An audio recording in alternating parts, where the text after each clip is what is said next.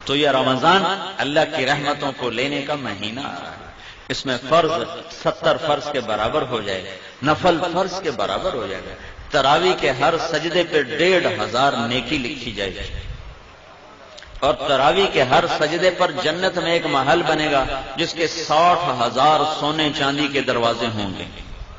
کتنی بڑی کمائی ہو گئی۔ پہلے دن تو بڑے نمازی آئیں گے، تراویح بھی پڑھیں گے، اگلے دن ایک صف گئی، اگلے دن دوسری صف گئی، اگلے دن تیسری صف گئی، پھر خالی۔ یہاں طاہا مسجد کافی بڑی ہے، ادھر وہاں باہر ایک بورڈ لگ جائے کہ یہاں تراویح پڑھنے والے کو 150 روپے فی سجدہ انعام دیا جائے گا، تے ایتھے ڈنڈے سوٹے نال لڑائیاں ہونیاں تھارا لینا سے، اوتھے ہی بندے چڑھے ہوں، دادے نانے بھی اٹھا کے لے آئیں گے، اٹھی دادا تینوں لے چلنا نماز پڑھائیں، اور تمہارا رب اور میرا نبی اور آپ کا نبی اور کائنات کا نبی وعدہ کر رہا ہے کہ تم ایک سجدہ تراویح کا دو، اللہ تمہیں 1500 نیکی عطا فرمائے، اور صرف نیکی نہیں، اس کے ساتھ تمہارے لیے جنت میں ایک گھر بنائے گا جس کے 60,000 سونے چاندی کے دروازے ہوں گے۔ وہ گھر کتنا بڑا ہوگا؟ تو جو نہ پڑھا، جس نے نہ پڑھی تو 60,000 ضائع کر دی ہیں، اور جو 8 پڑھ کے چلا گیا تو 24 سجدے اس نے ضائع کیے، ہر سجدے کی 1500 نیکی اس نے ضائع کی، اور 24 محل اس نے ضائع کر دی، اور آخری رات کی بخشش سے محروم ہو گیا۔ آخری رات اللہ فرماتا ہے رات کی تراویح دن کے روزے کے بدلے میں میں نے انہیں معاف کر دیا ہے۔ تو رمضان کو بھائیوں اللہ کی رحمتوں کی لینے کا اور دعوت کے کام کے دنیا میں زندہ کرنے کا یہ ذریعہ بناؤ۔ یہ بہت بڑا سبب، چونکہ شیطان قید ہو جاتا ہے، دوزخ کے دروازے اللہ بند کر دیتا ہے، پہلے آسمان پہ اللہ کا عرش آ جاتا ہے اور اللہ اعلان کرتا ہے مانگنے والے آ جاؤ، لینے والے آ جاؤ۔ تو تراویح میں سستی نہ کرو، افطاری میں احتیاط کرو۔ وہ افطاری میں اتنا کھا لیتے ہیں، اتنا کھا لیتے ہیں، وہ ڈٹھے پہنے ہوں، اٹھا ہی نہیں جاتا۔ تراویحاں کہ میں پڑھیے، پکوڑے بھی اندر، سموسے بھی اندر، پیس بھی اندر، سیون اپ بھی اندر، روح افزا بھی اندر، اتو کوئی ہور بنا لدی تو وہ بھی اندر، تالی روٹی کھاونی، پیچھے روٹی بھی کھاونی۔ ہن اتنا کھا کے تو عشاء ہی نہیں پڑھی جاندی، تراویحاں کہ میں پڑھیاں جائیں۔ احتیاط کرو، تھوڑی سی افطاری کرو، تھوڑی سی، جیسے طبیعت پہ بوجھ نہ ہو۔ مغرب پڑھو، عشاء پڑھو، تراویح پڑھو، پھر کھانا کھا لو۔ لیکن جیسے لوگ حملہ کرتے ہیں دسترخوان پہ، اگر ایسے کرو گے پھر تو تراویح کو نہیں پڑھیاں جاؤں، پھر تو کھاندے نال ستے پہ ہوندے، کھا کھا فنائی پھیر دیں گے۔ تو اپنے اوپر ظلم نہ کرو، کھجور لو، کوئی اور کوئی ہلکی پھلکی چیز لے لو، پانی پی لو، چائے پی لو، بشاشت کے ساتھ آپ تراویح پڑھ لو۔ اس کے بعد باہیں پوری پرات کھا جاؤ، لیکن روٹی کے پیچھے تراویح ضائع نہ کرو۔ 90% لوگ جو تراویح چھوڑتے ہیں تو ڈھیر کھاون دی وجہ سے اٹھے نہیں جاتے، نیند آ رہی ہوتی، چونکہ سارا دن کا فاقہ ہوتا ہے، ایک دم ان پھر اپنے اندر ڈالتے ہیں تو پھر کہاں پڑا جائے گا۔ تو احتیاط کرو، روزے کا مقصد بھی بھوکا رہنا ہے تاکہ اندر کے فاسد مادے بھی جلیں اور کسی غریب کی غربت کا احساس بھی ہو۔ تو جب تم ہر شے وچ تن چھڈو تو سارے دن کے روزے کا مقصد ہی فوت ہوگا۔ وہ دسترخوان اٹھ رہا تھا تو ایک ساتھی کہنے لگے ہائے مطلب چنگا کھا پی، کہنے لگے ہائے، دوسرے نے پوچھا ہائی کم کی تھی کہ اے سارا واپس کیوں جاندہ پہ، ہن اندر لے جاون دی جگہ تو ہے کوئی نہیں، اے سارا واپس کیوں جاندہ پہ۔ تو گرمی کے روزے آ رہے ہیں، ڈرو نہیں، بھوک سے پیاس سے ڈرو نہیں، اللہ آخرت کی پیاس سے بچائے گا، اللہ موت کے وقت کی پیاس سے بچائے گا، اللہ حشر کی بھوک اور پیاس سے بچائے گا۔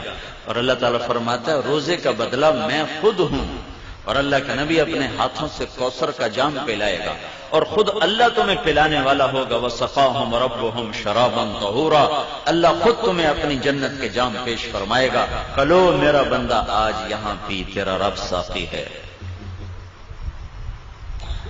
تو بھوک اور پیاس سے ڈرو نہیں، یہ میرے رب کی عطا ہے کہ وہ اپنے بندوں کو تھوڑی سی بھوک دے کر ہمیشہ کی بھوک سے بچانا چاہتا ہے، تھوڑی سی پیاس دے کر ہمیشہ کی پیاس سے بچانا چاہتا ہے۔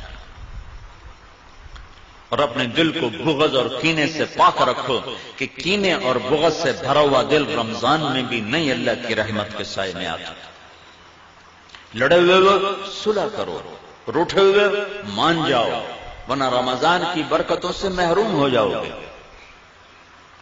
چھوٹے پن جاؤ، نیچے جھک جاؤ، نیچے پڑ جاؤ، تاکہ اللہ پاک پچھلے سال کے سارے گناہوں پر قلم پھیر۔ رمضان کا مطلب ہے جل جانا، رمضان یرمض، جل جانا۔ تو رمضان کے مہینے کا نام رمضان کیوں رکھا گیا ہے کہ اس میں اللہ تعالیٰ پچھلے سال کے سارے گناہوں کو جلا کے ختم کر دیتا ہے، اس لیے روزے کے مہینے کا نام رمضان رکھا گیا ہے۔ تو میرے بھائیو، یہ اللہ کے دربار میں کمائی کا سیزن آ رہا ہے۔ رمضان شہر رمضان الذی انزل فیہ القرآن، اسی میں میرے نبی کو نبوت ملی، رمضان میں نبوت ملی۔ ہر نبی کو رمضان میں کتاب ملی۔ یکم رمضان کو ابراہیم علیہ السلام پہ کتابچے آئے، 2 رمضان کو موسیٰ علیہ السلام پہ تورات آئی، 6 رمضان کو داؤد علیہ السلام پہ زبور آئی، 12 رمضان کو عیسیٰ علیہ السلام پہ انجیل آئی، 21 رمضان پیر کی رات میرے نبی پر اللہ کا قرآن آیا اور نبوت کا تاج پہنایا۔ اس میں شب قدر اللہ نے رکھی، 21، 23، 25، 27، 29، 5 راتیں جاگ لو، 1000 مہینے کی عبادت سے زیادہ کا اجر اپنے خزانوں میں، اپنے کتاب میں لکھوا لو، اور اللہ کے خزانوں سے ساری زندگی کے گناہ معاف کروا لو اور جنت کے فیصلے کروا لو، صرف 5 راتیں جاگ کر۔ 5 اعتکاف بیٹھنے والا تو سویا ہوا بھی ہو تو عبادت لکھی جاتی، جو اعتکاف بیٹھنا۔ ہمارے نبی نے ساری زندگی اعتکاف نہیں چھوڑا، ساری زندگی، اور جس سال دنیا سے جانا تھا اس سال آپ نے ڈبل اعتکاف کیا، 20 دن کا اعتکاف کیا۔ نہیں، آپ نے 11 ہجری میں آپ کا وصال ہوا ہے تو 10 ہجری کا جو رمضان آیا اس میں آپ نے 20 دن کا اعتکاف فرمایا۔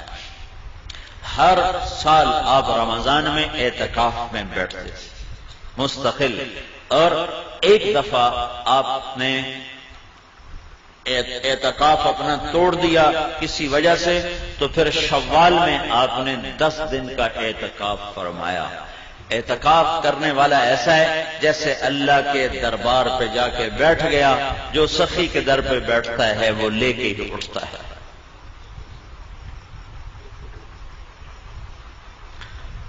تو رات کی عبادت تراویح کی شکل میں، دن کی عبادت روزے کی شکل میں۔ رمضان میں اللہ کی راہوں میں پھرو گے تو ہر روزہ کروڑوں گنا اوپر چلا جائے گا۔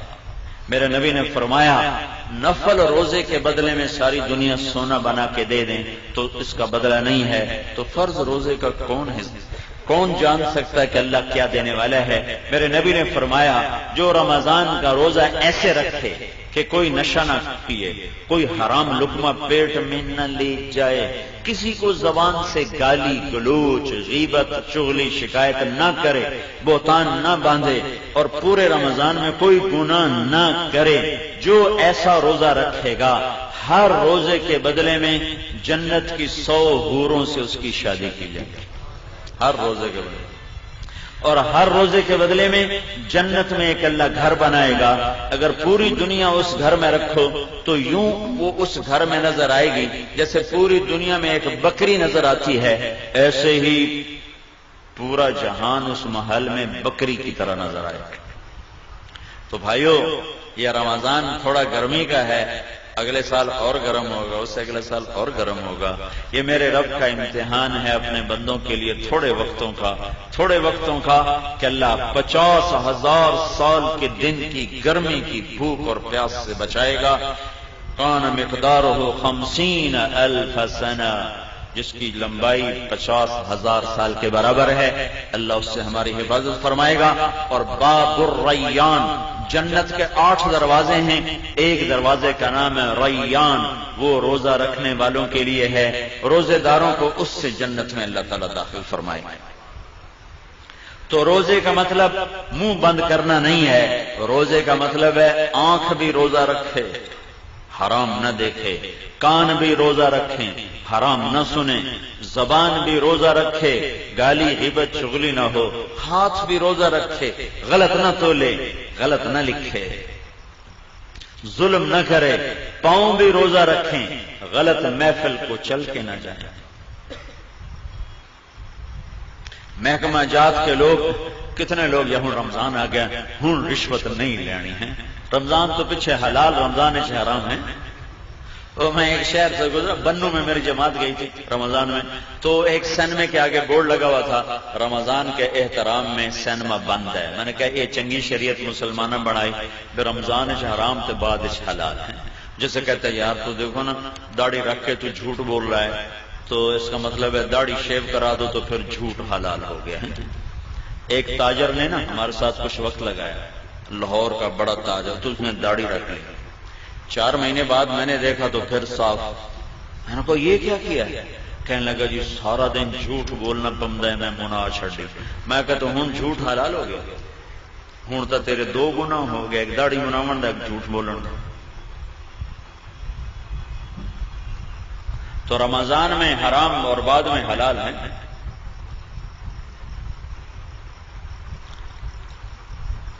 تو جو شریعت میرے رب نے حرام کی، شریعت میں جن چیزوں کو حرام کہا ہے وہ رمضان میں بھی حرام ہے، بعد میں بھی حرام ہے۔ تو بھائیو سارے جسم کا روزہ رکھو اور اللہ کی راہوں میں نکل کر اپنے روزوں کو قیمتی بناؤ اور تسلی رکھو۔